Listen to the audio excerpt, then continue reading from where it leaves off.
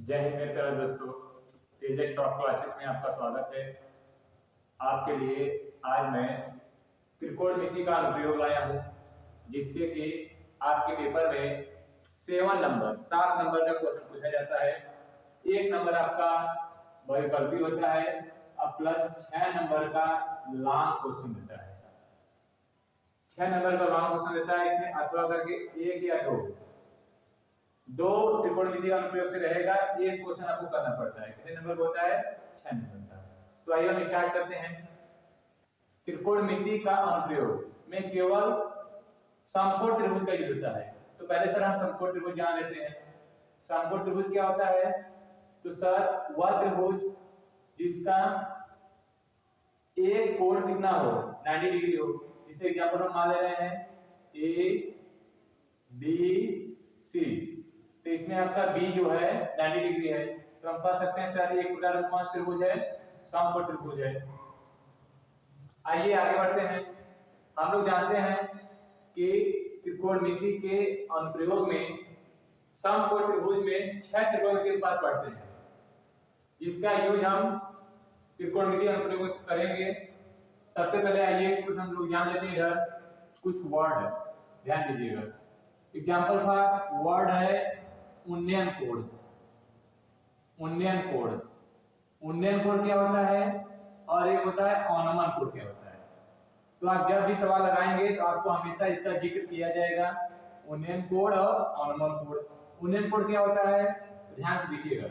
Example for हम ये बोल दिए कि यदि सर कोई आपका छत है, भवन है, भवन के यदि हम किसी बिंदु से किसी नीचे से देखेंगे, आधार से यहां से देखेंगे और छत को देख रहे हैं, तो अगर हम सर ऊपर की तरफ देखेंगे तो जो ये वाला एंगल बनेगा, मतलब कि सर हम लोग नीचे से जब देखेंगे, यहाँ से कोई मेरी आंख देख रही है, ये देखेगा, तो जो ये वाला एंगल बनेगा इसे हम लोग कहेंगे उन्नयन कोण। क्या कहेंगे? उन्नयन कोण। और जो अगर कोई व्यक्ति यहाँ पे खड़ा है, मान लेते हैं यहाँ पे कोई खड़ा है, ठीक, यहाँ पे कोई खड़ा है, तो अगर ये देख रहा है, अगर ये नीचे की तरफ देखता है, अगर ये नीचे की तरफ देखता है, तो सर जो यहाँ पे एंगल बनेगा, जो ये एंगल बनेगा, इसे हम लोग कहेंगे अवनमन कोण। क्या कहेंगे? अवनमन कोण कहेंगे, अवनमन कोण। ठीक, नीचे से कोई ऊपर देख रहा है तो उसके आंख द्वारा बना कोण उन्नयन कोण, और ऊपर से कोई नीचे देख रहा है तो उसके आंख द्वारा बना कोण अवनमन कोण होता है। क्लियर? अब आइए ध्यान से कि कितने प्रकार के सवाल आते हैं, ध्यान दीजिएगा। इसमें आपको 2 ही प्रकार सवाल पूछे जाते हैं। पहला सवाल होता है जिसमें सर एक त्रिभुज बनता है। कोई भी आपको फार्मूला, कोई भी आपको सवाल दिया रहेगा, वर्ड प्रॉब्लम है, तो इसमें आपको पहला सवाल ये होता है तरीका कि सर एक त्रिभुज बनेगा, और दूसरा जो 6 नंबर का होता है इसमें सर 2 त्रिभुज बनता है। और कौन सा त्रिभुज बनेगा? समकोण त्रिभुज बनेगा। आइए देखते हैं। जब एक त्रिभुज बनता है, मान लेते हैं कोई त्रिभुज आपका है ए बी सी, ठीक, तो यहाँ पे आपको जब भी दिया रहेगा, आपको यहाँ पर 2 क्वांटिटी देगा। आप जानते हैं ये आपका लंब होता है, ये आपका आधार होता है, और ये आपका कर्ण होता है। ठीक, यहाँ पे आपको एंगल दिया है, इस कोई भी एंगल दिया है, मान लो थीटा दिया है, तो थीटा के सामने वाली भुजा लंब होती है, और इससे जो ये टच किया है उसे क्या कहते हैं? आधार कहते हैं। तो जब भी आपका ये त्रिभुज बनता है तो आपको 3 त्रिकोणमितीय अनुपात लगाना है। साइन थीटा यूज करेंगे। साइन थीटा बराबर होता है लंब बटे कर्ण, और cos थीटा बराबर होता है cos थीटा बराबर होता है आधार बटे कर्ण, आधार बटे कर्ण, और tan थीटा बराबर होता है, tan थीटा बराबर होता है लंब बटे आधार। तो जब भी एक त्रिभुज दिया रहेगा, एक त्रिभुज बनेगा, तो हम लोग sin थीटा, cos थीटा या tan थीटा का यूज करेंगे। क्लियर यहाँ तक? आइए आगे बढ़ते हैं। अब हम आगे बढ़ते हैं 2 त्रिभुज वाला, जो 6 नंबर का आपको पूछता है। तो जब भी आपको 2 त्रिभुज पूछेगा तो उसमें आपको 2 वर्ड दिया रहेगा, हमेशा 2 रहेगा। जैसे एक मीनार दे दिया, एक भवन दे दिया, और आपको एक भवन दे दिया, एक टावर दे दिया, क्लियर। तो हमेशा दो चित्र बनाने के लिए किया जाएगा।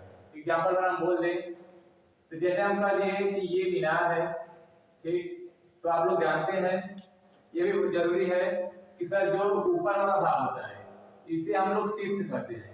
क्या कहते हैं? शीर्ष कहते हैं।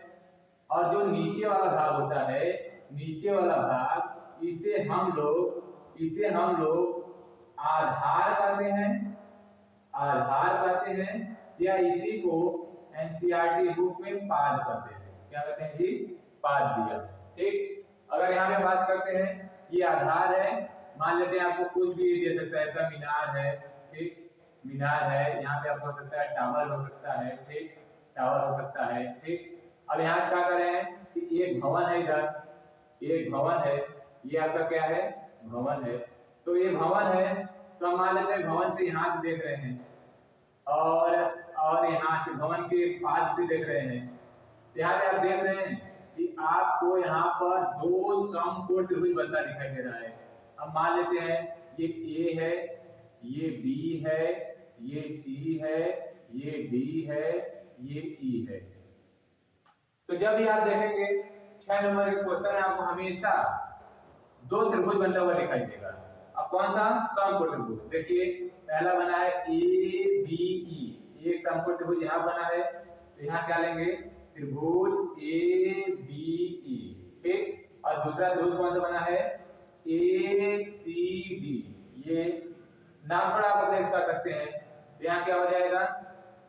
त्रिभुज ACD। और यहाँ आप लिखेंगे समकोण त्रिभुज। क्या लिखेंगे? समकोण त्रिभुज, ठीक। यहाँ लिखेंगे समकोण त्रिभुज। क्या लिखेंगे? समकोण त्रिभुज, ठीक। और आपको एक चीज और बता दें कि जब भी आपको 6 नंबर में ये दो त्रिभुज देता है, तो आपको 90% सवाल में आपके क्लास 10th बोर्ड बता रहे हैं केवल और केवल tan यूज होता है। 90% सवाल में क्या यूज होता है सर? tan यूज होता है। तो आप क्या काम करेंगे कि इसमें क्या होता है कि क्वांटिटी है दिस, ये आपका क्या है? ये लंब है, ये आपका क्या है? आधार है। यहाँ से कोई ना कोई क्वांटिटी इसमें दिया रहता है, कोई नहीं दिया रहता है। तो जो नहीं दिया रहता है उसे कुछ मान लेते हैं, जैसे हम x मान लेंगे या क्या मान लेंगे? y मान लेंगे, ठीक। अब इसके बाद हम क्या करते हैं कि सर जो समकोण त्रिभुज पहला होता है उसमें भी tan लगा दीजिए, tan लगाइए। tan बराबर क्या होता है? tan बराबर होता है सर लंब बटे आधार होता है। और सर जो दूसरा त्रिभुज है उसमें भी क्या लगा देंगे? tan लगा देंगे। तो tan थीटा बराबर क्या हो जाएगा? ये भी हो जाएगा लंब बटे आधार। अब ये बताइए, हम देखते हैं यहाँ से समीकरण 1 बन जाता है, यहाँ से समीकरण 2 बन जाता है। जब आज दोनों हल करेंगे तो आपको जो पूछा रहेगा या जो माने रहेंगे वो वैल्यू आपको मिल जाएगी। तो मैं यहाँ पर आपको एक आंसर बता दिया। बढ़ते हैं अगले सवाल में, अगले वीडियो में उस पर हम सवाल करेंगे। Thank you.